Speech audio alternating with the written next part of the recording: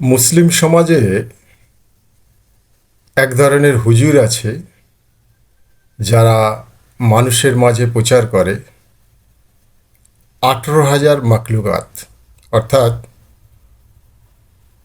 জীব, প্রাণী, কীট পতঙ্গ মিলিয়ে স্রষ্টা নাকি 18,000 মাখলুকাত সৃষ্টি করেছেন। যখন তাদের জিজ্ঞাসা করা হয় যে এটা কোথা থেকে পেয়েছেন, কোরআনের কোথায় আছে বা হাদিসের কোথায় আছে, এটা কি আল্লাহ বলেছে নাকি কোনো প্রফেট বলেছে, তখন ওরা বলে আমি শুনে বলেছি। তো এই শুনে বলা,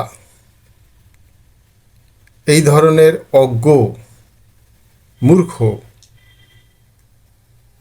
মানুষের সংখ্যা আমাদের সমাজে প্রচুর।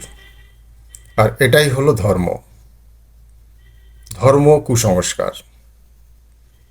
কিন্তু যেটা সর্বশক্তিমান স্রষ্টার কাছ থেকে এসেছে, সপ্তম আসমান থেকে এসেছে, সেটা আরবিতে বলে দিন। তাতে কোনো ভেজাল নেই, সেটা সায়েন্টিফিক। যাই হোক, আজকের আমাদের আলোচনার বিষয়বস্তু সূরা বাকারার দ্বিতীয় আয়াত পর্যন্ত আমরা এর আগের ভিডিওতে করেছিলাম। তৃতীয় আয়াত পড়ব। তো প্রথম এবং দ্বিতীয় আয়াতটা একটু শুনিয়ে দিই, নাইলে তৃতীয় আয়াতটা বুঝতে অসুবিধা হবে। প্রথম আয়াতে ছিল আলিফ লাম মিম, যার ব্যাখ্যা দিয়েছিলাম। আর দ্বিতীয় আয়াতে বলেছে জালিকাল কিতাবুল লা রাইবা ফিহি হুদাল লিল মুত্তাকিন, যার অর্থ ছিল এই সেই কিতাব যে কিতাবে কোনো সন্দেহ নেই। এবং এই কথাটা বলার কারণ কি সেটাও আমি বলেছিলাম। তারপরে এ পথ নির্দেশ মুত্তাকিদের জন্য। মুত্তাকি কাদের বলছে স্রষ্টা, সেটাও বলেছিলাম। তৃতীয় আয়াত যেটা আজকের আমরা ব্যাখ্যা করব সেটা হলো আল্লাযীনা ইউমিনুনা বিল গায়বি ওয়া ইয়াকিমুনাস সালাতা ওয়া মিম্মা রাযাকনাহুম ইউনফিকুন। এর বাংলা অর্থ হলো যারা অদৃশ্যে ঈমান আনে, সালাত কায়েম করে ও আমি তাদের যা দিয়েছি তা থেকে তারা যা ব্যয় করে। তাহলে প্রথম কথা হলো, এই একটা আয়াত নিয়েই আজকের আলোচনা করব, ডিসকাস করব। এবং প্রথমে এই হুজুরের কথা কেন বললাম সেটা এই আয়াতের সঙ্গে সংশ্লিষ্ট, সেই জন্যই বলেছি। যাই হোক, তো প্রথম কথা হলো যারা অদৃশ্যে ঈমান আনে। এই কথার অর্থ কী? আল্লাহ কেন এই কথাটা বললেন? অদৃশ্যে বিশ্বাস আনতে হবে মানুষকে, পৃথিবীর মানুষকে অদৃশ্যে বিশ্বাস আনতে হবে। যেটা আমরা দেখছি সেটা তো দেখছি, সেটা তো দৃশ্যমান, কিন্তু অদৃশ্যে বিশ্বাস আনার কথা বললেন কেন? কারণটা হলো এই মহাবিশ্বে আমরা যা দেখতে পাই সেটা মাত্র 4%, 96% আমরা কিন্তু দেখতে পাই না, আল্লাহর সৃষ্টিকে দেখতে পাই না, আমাদের চোখে সেটা ধরা পড়ে না। যেমন সেটা কি, ধরা যাক আমরা ডার্ক ম্যাটার, এটি মহাবিশ্বের 27% রহস্যময় একটা পদার্থ যা আমরা দেখতে পাই না। এটি গ্যালাক্সি তৈরি করতে সাহায্য করে। এটা এমন একটা জিনিস, কোনো গ্যালাক্সিতেও এটা ধরা পড়ে না। মজার ব্যাপার। এরপরে আপনি 2 নম্বরে চলে আসুন, ডার্ক এনার্জি। কি এই ডার্ক এনার্জি? ডার্ক এনার্জি হলো এটি মহাবিশ্বের 68% শক্তি, যে শক্তি বিশ্ব সম্প্রসারণের কাজে লাগে। মহাবিশ্ব সম্প্রসারিত হচ্ছে, এর উপরে আয়াত আছে, আল্লাহর বক্তব্য আছে, আমরা পরবর্তীতে সেখানে যাব। তো এরপরে আপনি ব্ল্যাক হোল রয়েছে, যেটা ভাবতে অবাক লাগে। তারপরে আপনি ধরুন 3 নম্বর, বিজ্ঞানীদের ধারণা যে 86% স্থলজ প্রাণী ও 91% সামুদ্রিক প্রাণী এখনও আবিষ্কার করা যায়নি। চিন্তা করুন। তারপরেও যখন এই অজ্ঞ হুজুররা বলে 18,000 মাখলুকাতের কথা, তখন এটা কুসংস্কার ছাড়া আর কি হতে পারে?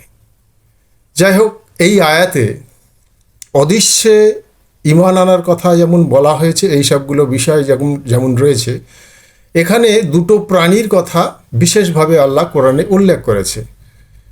সেটা হলো কি, একটা হলো জিন আর একটা হলো ফেরেশতা। জিন আগুন দিয়ে সৃষ্টি করেছেন আল্লাহ। আগুন দিয়ে কোনো প্রাণী সৃষ্টি করা যায় কি না সেটা ভাববেন, কিন্তু আল্লাহর দ্বারাই সম্ভব। আল্লাহ সেটা বলেছেন যে আগুন দিয়ে আমি প্রাণী সৃষ্টি করেছি। আর দ্বিতীয়টি হলো ফেরেশতা। ফেরেশতাকে সৃষ্টি করা হয়েছে নূর বা জ্যোতি দিয়ে। এটাও একটা দারুণ অবাক করার বিষয় যে নূর বা জ্যোতি দিয়ে কোনো প্রাণী সৃষ্টি করা যায় কি না, কিন্তু আল্লাহর দ্বারা সেটা সম্ভব। এখন প্রশ্ন হচ্ছে, এই দুটি প্রাণীর সৃষ্টির কারণ হলো মানুষ এবং জিন দুজনকেই বিচার হবে কিয়ামতের মাঠে। কারণ ওদের কাছেও শরীয়ত আসে, আমাদের কাছেও শরীয়ত আছে। ফেরেশতাদের সৃষ্টি করা হয়েছে মহাবিশ্বকে চালনা করার জন্য। যেমন আপনি একটা কারখানা করেন, সেখানে এক একজনের এক একটা দায়িত্ব দেওয়া থাকে, তবে সেই কারখানাটা চলে। একটা সরকার চলে, এক একজনের ওপর এক একটা দায়িত্ব দেওয়া থাকে। ঠিক তেমনই ফেরেশতাদেরকে আল্লাহ সৃষ্টি করেছেন এই দায়িত্ব সামলানোর জন্যে। এবং প্রত্যেক মানুষের পিছনে দুজন করে ফেরেশতা আছে, যারা আপনার কৃতকর্ম সর্বদাই লিখে রাখছে। কিয়ামতের দিন আপনার কাছে সেগুলো ওপেন করা হবে, প্রতি ঘন্টায় প্রতি মিনিটে আপনি কি করেছেন। তো এরকম জিন ফেরেশতার মতো অনেক প্রাণী আছে যেগুলো আমরা দেখতে পাই না। মহাবিশ্বে আরও অনেক পদার্থ আছে যেগুলো আমরা দেখতে পাই না।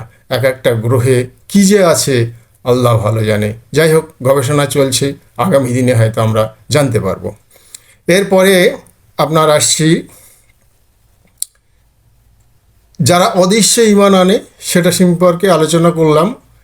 দ্বিতীয় হলো যারা সালাত কায়েম করে। সালাত মানে কি? সালাত হচ্ছে আরবি শব্দ, আমরা ফার্সিতে বলি নামাজ। এখন একজন অমুসলিম বলতেই পারে যে নামাজ তো মুসলমানরা পড়ে, এটা আমাদের কি? না, এটা ভুল ধারণা। মানব জাতির আদি পিতা আদম থেকেই সালাত আছে, নামাজ আছে। মানব জাতির আদি পিতা আদমকে যখন পৃথিবীতে নিক্ষেপ করেছিলেন স্রষ্টা, তখন ছিল রাত্রি। তারপর আস্তে আস্তে যখন সূর্য উঠলো, সকাল হলো, সমস্ত কিছু দেখতে পেল, এর সক্রিয়া স্বরূপ 2 রাকাত নামাজ স্রষ্টার উদ্দেশ্যে পড়েছিলেন। সেখান থেকেই শুরু। তো এটা শুধু মুসলমানদের ভাবলে হবে না, আপনাকে প্রথমেই বুঝতে হবে আবহমানকাল থেকে স্রষ্টার সংবিধান পৃথিবীর সমস্ত মানুষের জন্য সমান, এক এবং অদ্বিতীয়, আলাদা কিছু নয়। কেউ দাঁড়িয়ে প্রস্রাব করবে, কেউ বসে প্রস্রাব করবে, এরকম ব্যাপারটা নয়। একটা সত্য, একটা মিথ্যা আছে। সত্যটাকে আপনাকে স্টাডি করে, পড়াশোনা করে বার করতে হবে। তো যাই হোক, এই নামাজ মানবজাতির আদিপিতা আদম থেকে শুরু হয়। ইহুদিরাও নামাজ পড়ে, তারা নামাজ না বলে তারা বলে তেফিলিল্লাহ, তেফিলিল্লাহ। আবার আপনি চলে যান খ্রিস্টানদের কাছে, তারা বলে প্রেয়ার। আবার আপনি যদি হিন্দু ধর্মে চলে যান, মূলত হিন্দু ধর্ম বলতে কিছু নেই, আর্য ধর্ম, যারা পারস্য থেকে এসেছিল। তো সেখানেও আপনি যদি হিন্দু ধর্মেও দেখেন, সেখানেও দেখবেন ষষ্ঠাঙ্গে প্রণাম আছে, যেটা এখনও অনেক জায়গায় মানুষ করে। ওই ষষ্ঠাঙ্গে প্রণাম হলোই নামাজ, যেটা মানুষের জন্য ফরজ করা হয়েছে, মানে অবশ্যই করতে হবে। দিনে 5 বার ষষ্ঠাঙ্গে প্রণাম করতেই হবে। তো এই আর্যরা যখন হচ্ছে কি পারস্যভাষী ছিল, তখন এরা নামাজ বলতো না, এরা তখন ওই সালাতই বলতো। তো সালাত হিসেবেই চিনত। এই হলো বিষয়। 3 নম্বর বিষয়, এই আয়াতে আল্লাহ যেটা বলেছে যে আমি তাদের যা দিয়েছি তা থেকে তারা যা ব্যয় করে। এখন প্রত্যেকটা মানুষের একটা জীবিকা আল্লাহ নির্ধারিত করে দিয়েছে, প্রত্যেক মানুষের করে কেমনে খাওয়ার ব্যবস্থা করে দিয়েছে। তো তার থেকে যে আয় করছে, আয়টা হতে হবে বৈধ পথে। এমন কিছু ব্যবসা আছে, এমন কিছু কর্ম আছে যেগুলো থেকে আয় করা নিষিদ্ধ, যেমন মদের ব্যবসা, জুয়ার ব্যবসা, বা আপনার হচ্ছে গিয়ে ঘুষের ব্যবসা, ঘুষ নেয়, সুদ নেয়, এইসব যে জিনিসগুলো, সন্ত্রাসবাদী কোনো কাজে পয়সা ব্যবহার করা, পয়সা অপচয় করা, যেখানে দেখা যাচ্ছে 10 টাকা খরচা হলে হয়ে যায়, আপনি 100 টাকা খরচা করে দিচ্ছেন, এই যে অপচয়, এগুলো কঠোরভাবে নিষিদ্ধ আছে। কৃপণতা করা, আপনার সামনে একটা মানুষ অসহায় অবস্থায় রয়েছে, আপনি কৃপণতা করছেন, এটাও নিষিদ্ধ করা হয়েছে। পরচর্চাইতে যে পয়সা ব্যয় করা হয়, অহেতুক যেখানে সেখানে পয়সা ব্যয় করে দেওয়া হয়, এই সবগুলো, খাবার নষ্ট করা, এইগুলোকে নিষিদ্ধ করা হয়েছে। বৈধ করা হয়েছে কোনগুলো? হালাল পথে ইনকাম হবে, হালাল পথে ব্যয় হবে। যেমন পরিবার পরিজনদের, মা বাবা স্ত্রী সন্তানদের যে চাহিদা, সেই চাহিদা পূরণ করতে হবে, এটা হলো আপনার ফরজ। তাছাড়া জাকাত দিতে হবে, সদকা দিতে হবে। জাকাত কাকে বলে, সদকা কাকে বলে, আপনারা নেটে সার্চ করে দেখে নেবেন, নাহলে পরবর্তীকালে এটা নিয়ে আলোচনা করব। অসহায় ব্যক্তিদের সহযোগিতা করতে হবে, আত্মীয়দের লক্ষ্য রাখতে হবে, কারা অসহায়, প্রথম তাদেরকে সহযোগিতা করতে হবে আপনার আয়ের পয়সা দিয়ে, তাহলে এটা সঠিক পথে ব্যয় হলো। আর দিনই কাজে ব্যয় করতে হবে। দিনই কাজে মানে কি? ধর্মীয় কাজে ব্যয় করতে হবে। ধর্ম মানে মানুষের তৈরি করা ধর্ম না, যেটা অরিজিনাল সপ্তম আসমান থেকে এসছে, সেই কাজে, সেই এতে আপনার পয়সাটা ব্যয় করতে হবে। আর হলো, যদি কোনো জায়গায় টাকা বিনিয়োগ করেন, সেটা হালাল বিনিয়োগ হতে হবে, অবৈধ পথে নয়। কারণ মদের দোকান আছে, সেখানে আপনি বিনিয়োগ করে পার্সেন্টেজ নিলেন, এরকম না। সুতরাং এই 3টি বিষয় এই আয়াতে বলা হয়েছে, নিশ্চয়ই আপনারা বুঝতে পেরেছেন। আর আমি তো বলছি, আমি যেভাবে বলছি পৃথিবীর সকল মানুষের জন্য বলছি। কোরআন এসছে পৃথিবীর সকল মানুষের জন্য, শুধু মুসলিমদের জন্য নয়। সুতরাং মুসলমান যদি ভুল করে, অন্যায় করে, অবশ্যই সে অন্যায়কারী পৃথিবীতে তো শাস্তি পাবেই, কিয়ামতের দিনও শাস্তি পাবে। আবার একজন অমুসলিম অন্যায় করলে পৃথিবীতেও শাস্তি পাবে, কিয়ামতের দিনও শাস্তি পাবে। সুতরাং বুঝতে হবে আমাদের জীবনটাকে, আমরা পৃথিবীতে কিভাবে এলাম, কেন মরে যাব, কোথায় যাব, এইগুলো একটু চিন্তা করতে হবে, একটু চিন্তা করতে হবে।